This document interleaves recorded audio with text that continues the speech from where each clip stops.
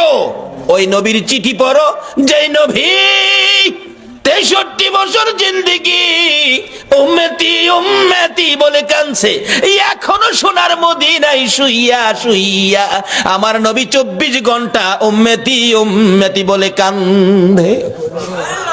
বলুন, এই নবীর পক্ষে থাকা আমাদের দরকার আছে কিনা? বাবারা, ভাইয়েরা, এই নবীর চিঠির মর্যাদা যদি দিতে পারেন ভাগ্য ভালো হয়ে যাবে। চিঠির মর্যাদা দিয়েছেন উমরের জীবনী খুলুন, হযরত ওমর। নবীর চিঠি নয়, নবীর আদরের নাতি ইমাম হুসাইন রাদিয়াল্লাহু তাআলা আনহুর চিঠির মর্যাদা দিয়ে উমরের জীবন তো ধন্য হয়ে গেল।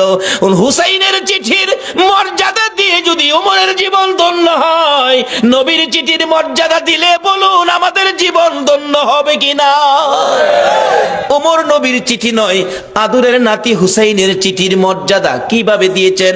হুসাইন, ওমর যখন মদিনার রাষ্ট্রপতি, হুসাইন এবং ওমরের ছেলে আব্দুল্লাহ দুইজন খেলাধুলা করতে যায়, এক পর্যায়ে হুসাইন বলে ফেললেন ওমরের ছেলেরে, গোলামের বাচ্চা গোলাম। আব্দুল্লাহ কয়, হুসাইন আমারে গোলামের বাচ্চা গোলাম কইছেন? হ্যাঁ, বুঝছেন আমার বাবা রাষ্ট্রপতি, বাগেরে থাপ্পড় দেয়, চিনেন না আমার বাবারে। বাড়িতে গিয়ে কয়, আব্বা ওমর কি? হুসাইন আমারে কয়, আমি বলে গোলামের বাচ্চা গোলাম, আপনি বলে বড় গোলাম, আমি বলে বাচ্চা গোলাম।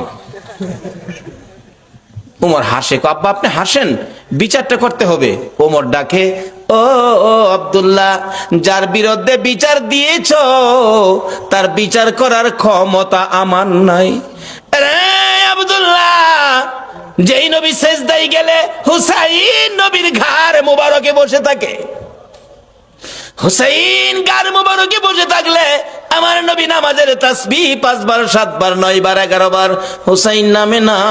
নবী চাইলেন নামাইতে, কেন?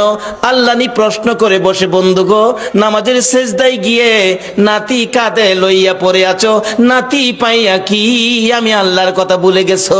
চাইছিলেন ঘাট থেকে নামাবেন, এমনি সময় আমার আল্লাহ বলেন, জিবরাইল রে, আমার বন্ধুর কানে